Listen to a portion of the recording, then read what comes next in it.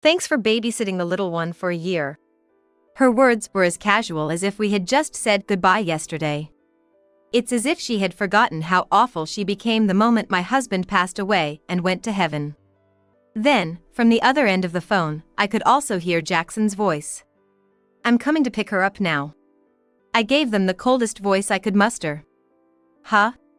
I don't know any kid like that? A line I had practiced countless times over the year.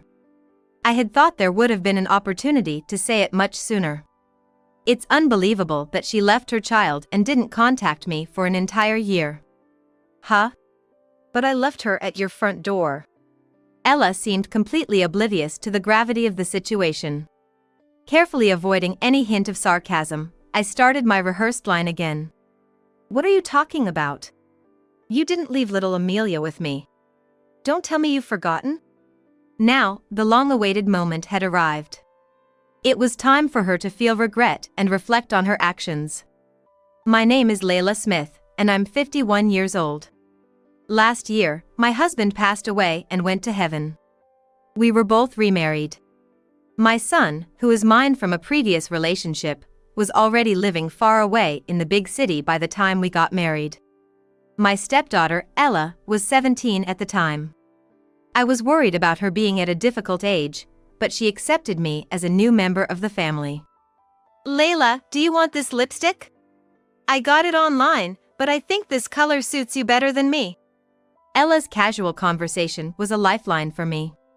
Life with my new family was indeed happy. But 12 years have passed since then.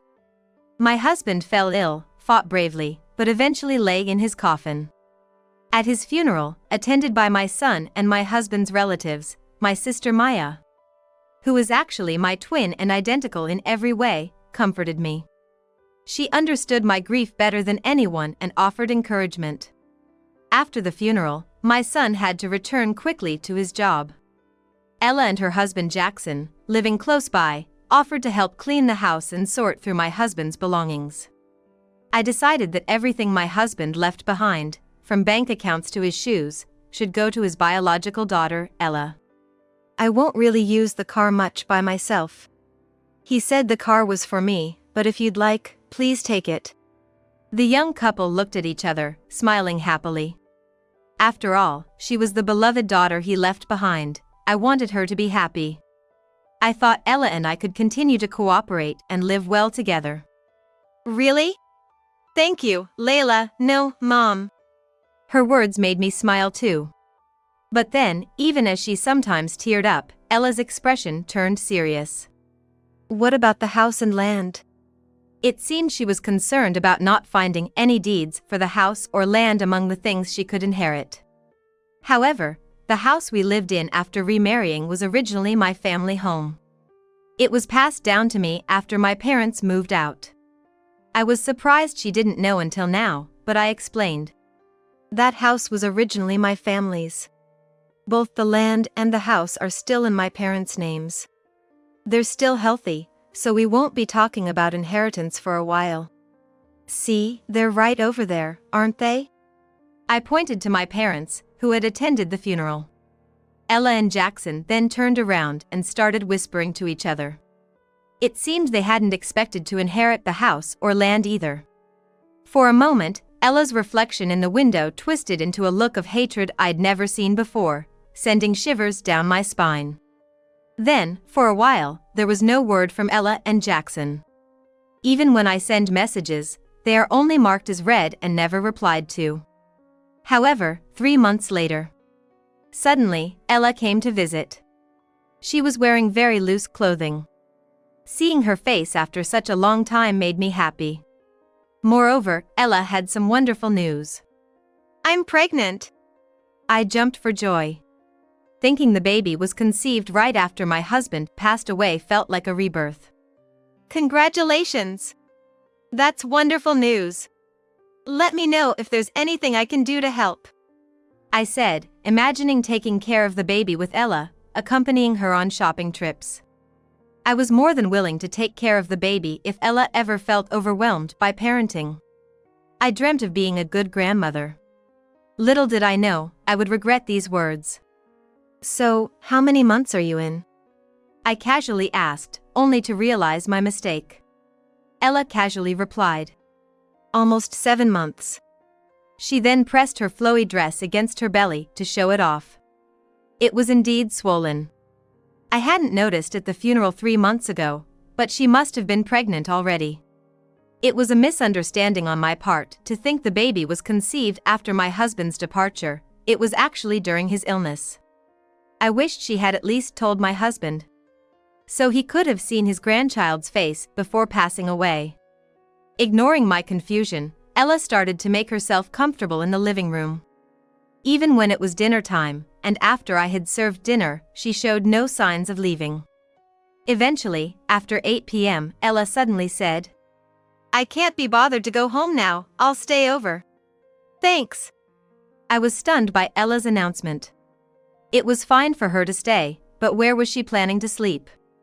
Jackson and she had taken my husband's bed, and the bed Ella used in high school was gone. "I don't have any spare bedding apart from my bed, what will you do?" I asked tentatively. Ella whispered to Jackson, then, while lounging on the sofa, looked up at me standing and said, "Then that's fine. Jackson says he'll sleep on this sofa." I was speechless, wondering about myself. Because of how boldly they behaved, making me question if I was the one being unreasonable. Meanwhile, Jackson was just turning away annoyingly. Then suddenly, he got up, opened the fridge, and started rummaging through it. "Hey, ma'am, you got nothing here? No beer or anything? I want something to drink, other than tea or water." Jackson's words had Ella nodding in agreement. It seemed they expected me to go out and buy them something. I was simply astonished at their audacity. They left the next morning after breakfast. Without so much as a goodbye, they sneaked out the moment I looked away. Because of that, I even went looking for them, thinking they were somewhere around since they were nowhere to be found. The sudden visits from Ella and Jackson continued after that. They would come almost every week, staying for 2 or 3 days each time. Eventually, I bought an air mattress for myself because I couldn't keep giving up my bed every time, but Jackson, finding it amusing, took it for himself. So, I ended up sleeping on the couch whenever they visited. Honestly, it was a burden. But having told them to let me know if there was anything I could help with, I felt awkward refusing them. When Jackson took a shower and walked around dripping wet without a stitch on, I couldn't help but scream. When I finally protested that he should at least get dressed, Ella retorted, "What's the big deal? Maybe you're just not showing enough love because you're not my real mom," using the fact that he's my stepchild against me. Jackson just smirked from a distance, not saying a word, which was unsettling. A little over 3 months later, Ella's daughter, Amelia, was born. Even though we weren't blood related, I was thrilled to have my first grandchild. Ella, holding Amelia happily, showed her to me and said, "Look, Amelia, it's a stranger lady." Though she was teasing, it felt like a slap in the face to me, who thought of Amelia as my granddaughter. Then Jackson chimed in, laughing. "Hey, don't call her a strange old lady, or we won't get the house." I felt incredibly uncomfortable, handed over my gift, and quickly went home, feeling that things weren't going well with that couple. Ella, who seemed like a normal gal before we got married, suddenly felt distant to me. A month later, Ella suddenly showed up at my house. "Here." With just that one word, she handed over something that looked like a large bag at the front door. I was shocked when I looked inside. There lay Amelia, sleeping peacefully. Of course, it was Amelia. It appeared to be a baby basket. "Wait, are you leaving her with me? What about diapers? Milk? What time will you be back?" Ella and Jackson didn't answer and just drove off. They never came back, no matter how long I waited. I couldn't just walk around with an infant who couldn't yet hold her head up, so I reluctantly called Maya for help. She came over with necessities, and I was completely drained by the ordeal. I didn't mind babysitting, but leaving her all day without a word in advance was outrageous. That night, around 8 p.m., Ella and Jackson finally returned. Without any thanks or apology. They took Amelia as if it was the most natural thing and said, "See ya, we'll come again on Monday, so please take care of her for a while." I hurriedly stopped Ella, forgetting to protest. Because I had plans to be out all day the next Monday. Wait! Monday, the 16th, right? I can't, I'll be out all day. Can't you ask Jackson's family? Ella glanced back at me and snorted. Loud music could be heard coming from the car parked in front of the house. Jackson didn't even bother to look at me. Okay. His abrupt agreement left me feeling uneasy. Out of concern, I called Maya to discuss what happened. I was calling to talk about what happened. Surely, your stepdaughter and her husband are to blame. But you're also at fault for not saying anything. You do too much for others. Well, can't be helped. If they come, I'll give them a piece of my mind. Maya said she would come to my house. Feeling terribly sorry, I bowed my head over the phone. Then, early Monday morning, my worst fears about Ella and her antics were confirmed. It's October now, and autumn is in full swing. The mornings have gotten quite chilly. As we were having breakfast, I thought I heard a faint sound like a cat meowing. Hey, isn't that coming from the front door? When we went to the entrance, the sound grew louder. Maya cautiously opened the front door, and there, left all alone, was a glimpse of a familiar baby basket. My breath caught at the sight of the basket. The next moment, Maya stepped outside and closed the door behind her, leaving me standing there dumbfounded. Then I heard the sound of a car engine starting. We're off on a trip. Take care of her for a year. Bye. I heard a loud voice and almost collapsed. Soon, Maya returned to the house with a scowl, walking briskly. Looks like they were hiding in the car. But isn't the baby really cold? It doesn't seem like she was in the car just before this. We peeked into the baby basket. Amelia's hand was very cold to the touch. And she seemed exhausted from crying, her nose dripping. We hurried to warm her up, but decided it was best to go to the hospital. Maya and I rushed there.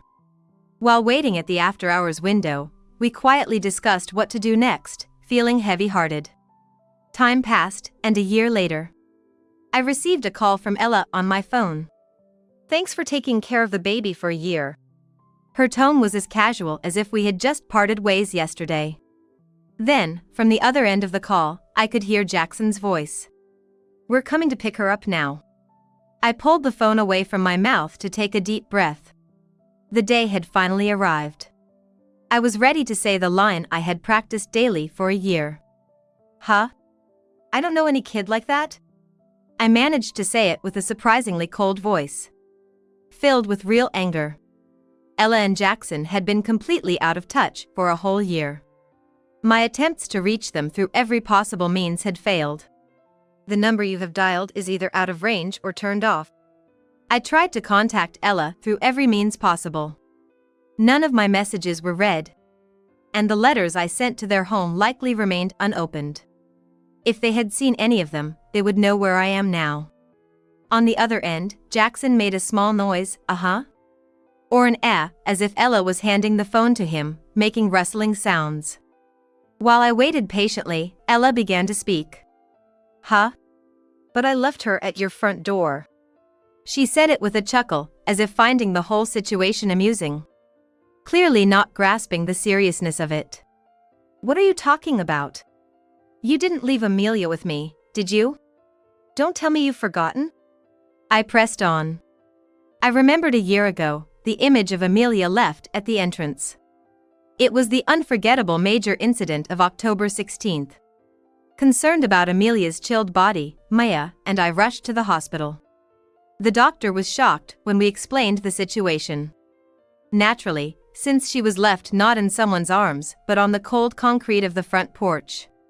The doctor mentioned that the degree of her coldness suggested it wasn't just for 5 or 10 minutes. Amelia was admitted for a day as a precaution, but luckily, it was just a cold. We were told it could have been dangerous, like pneumonia or hypothermia, if she wasn't a sturdy child. The thought of finding her even later sends shivers down my spine. Huh? What are you talking about? I left her with you a year ago. Are you out of your mind? Ella's voice grew harsh, frustrated with my refusal to acknowledge. I sighed and responded. You left her with Aunt Maya, not me. You know, Maya, who came over to look after the house while I was away.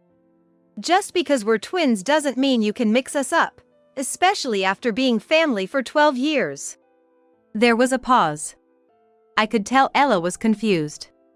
After all, she hardly ever spoke to Maya. The funeral was probably the only time they met. She might know the name but not remember the face well. Though we're twins, there are differences up close, even our hairstyles. Besides, even our hairstyles are different. I keep mine short, and Maya has long hair. But that morning, when Amelia was left, Maya had tied hers back. From afar, you wouldn't be able to tell us apart. Knowing this, we deliberately let Ella think she had entrusted Amelia to Maya. That was part of our plan. Ella took me for granted because we knew each other so well. And Jackson, too, thought he could get away with anything because, even if only by marriage, I was a parent. At least, that's how we felt. So, what if a relative they weren't close with got involved? Maya looks almost exactly like me, but she and Ella don't really know each other. Likely, Ella and Jackson couldn't act as high and mighty with her as they did with me. The plan was to have stern Maya give them a good talking to and make them reflect. I thought maybe you didn't trust me and had left her with Maya instead. I've only ever raised boys, but Maya has raised 3 daughters. Since you went as far as teaching Amelia to call me the stranger lady, I thought you really disliked me. I delivered my rehearsed speech in one breath. I was typing on the computer as I spoke. Emailing Maya, my #1 ally. Wait, so where is Amelia? Isn't she at your place? If she still thinks that's her home, that's quite naive. I solemnly said. Yes, she's at Maya's. Because, after all, it was Maya who took her in. At my words, Ella screamed in surprise. Why isn't she at that house? That makes no sense. I thought it would become mine if Amelia lived there. As I heard her mutter, a giant question mark appeared in my head. What was she talking about? That the house would become Ella's if Amelia lived there? I desperately tried to think of any law that suggested such a thing but came up empty. Perhaps it was some bizarre, unfounded theory. No, it's fine. Layla, you're at the house, right? I'll go there first. With that, Ella hung up. I hurriedly redialed. Each ring felt incredibly long. Seconds felt like hours. I thought she might ignore me, but Ella picked up after a few rings. I'm not there. I've moved, I said quickly, and Ella exclaimed, "What?" I waited for her to ask something, but there was no further reaction. I continued reluctantly. I've been trying to get in touch to tell you that, but I couldn't reach you. I'm at my parents' condo, taking care of them. A year ago, when I refused to take care of Amelia, it was related to me telling Ella I would be out from the morning. In fact, that day, I was called to meet my parents. My parents, who built our family home, moved to a condo in the city after my father retired, thinking a smaller place would suffice. This time, my father had hurt his back and needed assistance. Since my mother is petite and struggled to support my father's weight, they called me, now single, for help. Why didn't you tell me earlier? Ella reproached me after hearing the explanation. I just shrugged my shoulders and told her the truth, with a sprinkle of a lie. I thought I'd be back in about a week. I never imagined it would turn into just a bit longer until a whole year had passed. But it can't be helped, my parents are getting older and need assistance. Initially, I truly thought I would return in a week. The fact that it turned into a year-long stay was entirely unexpected and genuinely surprising. The bit of a lie was that even when I could return, I no longer wanted to go back to that house. Ella leaving Amelia there changed my mind. As long as I lived in that house, Ella and her family might repeat similar actions. Worried about this, Maya and I decided it was best for me to change my residence. That was the second part of our plan. Having someone too comfortable around shouldn't be nearby. Maintaining a proper distance was our goal. Wait, so that house is empty now? Yes, I can live there. Ella suddenly realized and said as if it had just dawned on her. I wondered why it sounded oddly pleased. Caught off guard, I then heard Jackson's voice. Thanks. We'll take good care of it. I panicked and waved my hands in denial. Then realized my gestures couldn't be seen over the phone. Frustrated by not being able to converse face to face, I wished I could fly to Ella and Jackson right then. No, that's not it. Aunt Maya is living there. Go pick up Amelia, she's there. Right after I finished speaking, I heard a loud thud, as if a phone had been dropped. Whether Ella had heard the situation from Jackson or not, her angry voice was faintly audible. Then, the call ended. What followed is a story I heard from Maya later on. The main characters are Maya and Amelia, along with Ella and Jackson. Maya is a tough-as-nails type. Her husband, who appeared as a gentle soul, came as a bonus in the story. About an hour after the call ended, Ella and Jackson barged into the house where Maya and her husband lived. The suntanned couple, pulling a suitcase with stickers on it, looked too carefree. It seemed infuriating that they had left the baby behind and were doing whatever they pleased. Hey! Why is a stranger living here? Ella yelled. The volume was so intense it hurt the ears. To Ella, maybe Maya was a stranger. But Maya is the daughter of the house's owner. It's not strange for her to live there. I'm utterly disappointed in Ella, who can only see the world as it pertains to herself. My parents gave me this house as a living inheritance. Layla has lived there long enough, it's time to hand it over to Maya, they said. It was about 6 months ago. Maya told me with a full smile. By then, Maya knew from what I had told her that Ella and her husband's aim was to take over the house. Knowing now that their constant presence in the house when I lived there was all with that goal in mind, she felt no need for mercy. There could have been leniency if it was just about Ella relying on her stepmother, but not when it was about chasing after an inheritance. So, we asked our parents to transfer the house's title to Maya. What? Why won't they give it to me? That's awful! Ella screamed, her hair flying wildly. I couldn't understand why she wanted this old house so badly.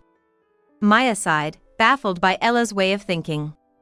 Why did you even think you'd get it? You knew it belonged to our parents. It's up to them to decide who they give it to, but certainly not you. If you're talking about grandkids, they have 4 other grandchildren who are blood-related. Ella grunted and fell silent. While it's curious that Amelia's name hasn't come up at all since we started talking, let's continue for now. Maya piled on further. Plus, even if it was Layla's property, she has a son, you know. Forgot about your stepbrother? There's no way it could ever be solely yours. And seriously, why do you want this old house so much? Then, Jackson started mumbling something incredibly significant. It was something that shouldn't have slipped in front of us, beneficial for us, but not for Ella and him. It went like this. Because I heard they're planning to widen the road here. Thought it might bring in some cash. Hey! Ella interrupted him, but it was too late. Maya nodded deeply, showing she understood. So, Ella and Jackson were after the house for the compensation money from the road expansion. We were unaware of this, but Jackson, being in the construction industry, might have heard some rumors at work. The road in front of the house lacks a sidewalk, yet it's used by students from a nearby elementary school as a path to school. And surprisingly, a lot of cars pass by due to a nearby supermarket. Maybe they're planning to add a sidewalk. If so, even a meter-wide expansion would likely prompt some compensation from the authorities. Well, come on in for now. You want to see Amelia, don't you? If you like, you can even stay over. Maya said with an overtly bright smile. Despite knowing their true intentions, she activated the third part of our plan. Our last scheme was to have Maya and her husband discipline Ella and Jackson. Especially concerning Jackson, his behavior was unacceptable for someone visiting his in-laws' house. Maya, being less lenient than me, was supposed to scold them properly and teach them manners. Unaware of our plans, Ella and Jackson grinned at each other and casually entered the house. Perhaps still holding on to their bizarre live-in and own theory, they started making themselves comfortable as if it was their home. But Maya wasn't going to let that slide. For instance, when Jackson walked around wet and carelessly after a bath, "What kind of appearance is that, eh? Don't you have any shame? How old do you think you are? Don't walk around wet. You're wetting the floor of someone else's house. Get changed and clean up after yourself." Her voice resonated through the house. Maya, a mother of 3 and a PE teacher, had a way of scolding that was forceful. Suddenly being reprimanded by a woman who looked so much like the indulgent mother-in-law he knew, Jackson was dumbfounded. Ella was the same, lounging in the living room only to have Maya come over and clap her hands loudly. "What are you sitting around for? In this house, those who don't work don't eat. Get to helping." Ever so stern, Maya put Ella to work teaching her how to do laundry and clean properly. Ella seemed reluctant to the point of tears, but it was unexpectedly beneficial, and I couldn't help but feel a bit envious. Maya is capable in every aspect, surely excellent in household chores as well. I'd like to learn from her too. What dealt the most significant blow to Ella and Jackson, surprisingly, was Amelia herself. There's a reason why Amelia hasn't been mentioned up until now. She was wary of Ella and Jackson, clinging to her beloved grandpa, Maya's husband, and refused to leave the room. "Amelia, it's Mommy, I'm back." As Ella approached with open arms, Amelia cried as if scared, bursting into tears. No wonder. At 0 years old, left behind, and now at 1, Ella was virtually a stranger to her. Just the sight of Jackson made her cry, genuinely hurting him. He had imagined a joyful reunion with his daughter, but Amelia, not warming up to him even a bit, left him in despair. Eventually, with a scornful look at Amelia, he blurted out, "This kid, she's not Amelia, is she?" which only infuriated Maya further. Ella and Jackson obviously assumed Amelia would still love and yearn for them after such a long absence. To think so after all this time is beyond naive. It's downright terrifying. To see what goes on in their minds would be quite the study. After Amelia, exhausted from crying, went to sleep with Maya's husband, Maya showed Ella and Jackson pictures of Amelia growing up. The genuinely adorable Amelia was smiling in every photo. From a floppy baby to her current bright-eyed self, all documented in an album. For a child just over a year old, a year is almost a lifetime. Even if you're her parents, there's no way she'd remember you. In front of a disbelieving Maya, Ella and Jackson were silently crying after seeing all the photos. It seems they've finally realized that what they abandoned for entertainment and money was irreplaceable time with their own child. If the two had a change of heart here and turned things around, it would make for a neat story. But it doesn't work that way. They still have my punishment to face. Maya didn't forgive their lack of manners. I think Amelia hasn't forgiven the lack of affection.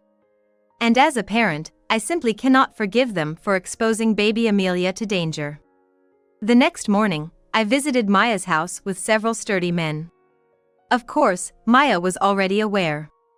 It was mid-October. Leaving her at the front door is unthinkable. As the doctor said, it wouldn't have been surprising if something had happened due to such a risky act. I explained while pressing the doorbell. Maya opened the door for us, and the men showed their police badges. The men I brought were police officers. Maya and I had consulted the police at the time Amelia was taken into protection. Having been advised it was a prosecutable offense, we contacted them again once the two returned to the country. We stormed into the breakfast Ella and Jackson were having leisurely. "What have you been doing all this time? How could you think to make her suffer in the cold just to leave her behind securely? The doctor said it would have been dangerous if her body temperature had dropped any further. I don't think you two deserve to be parents." My voice trembled with anger. They had gone to Hawaii and spent a year playing around, as Maya had informed me. Moreover, Ella was pregnant again, 4 months along. It's unbelievable. Jackson was shocked to learn Amelia was in more danger than he thought, but Ella regained her haughty attitude as soon as she saw my face. Unaware that the police officers were behind her, she snorted in her usual manner. Annoying. We wanted to have fun too. If you hadn't said you couldn't take her, it would have been better. It's your fault if Amelia froze. As she said this dismissively, Ella tried to grab the scared Amelia. The police stopped her hand. The officers introduced themselves and calmly explained why they were there. Ella realized she might be arrested and started wailing and thrashing. Restrained by both a female and a male officer, desperately begging me for help. I just bit my lip and looked down. Though they were part of my extended family, I couldn't forgive what they did to Amelia. Jackson attempted to flee but was quickly caught and pinned to the ground. Both were then put into a police car and taken away. 2 months later, the verdict for Ella and Jackson was decided. Due to the egregious nature of their actions and lack of remorse, Ella was sentenced to years of service.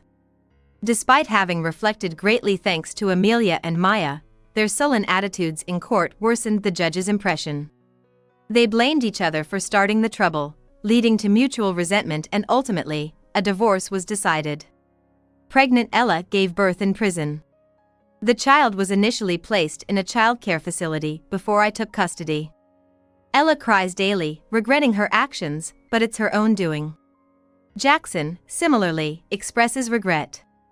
Jackson's parents apologized to me but decided to disown their son.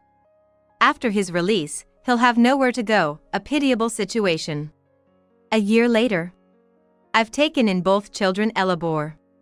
Along with my returning son and my parents, we've chosen to live together in a large house, sharing our lives. We all decided to reside in a spacious house and live our lives together. With help from Maya and her husband, as well as Jackson's parents, I think the return to parenting is going smoothly. I've become particularly good friends with Jackson's mother, as we're close in age. Sometimes, when I send photos of the grandchildren, she responds with pictures of her cats. I'm constantly coming up with ways to create a nurturing environment where the grandchildren can thrive. Lately, I started growing flowers, hoping to teach them compassion. I dream of one day tending to them together with my grown grandchildren. Ella and Jackson are still behind bars. Amelia calls my son Daddy and me Grandma.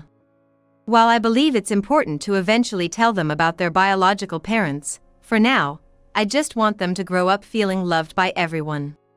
The second child is a boy. Even at her young age, Amelia behaves protectively like a big sister. She'll approach and gently pat her brother when he cries, looking at him with concern. I find this affection between them utterly endearing. A daily reminder of the happiness that comes with being adored by such sweet grandchildren.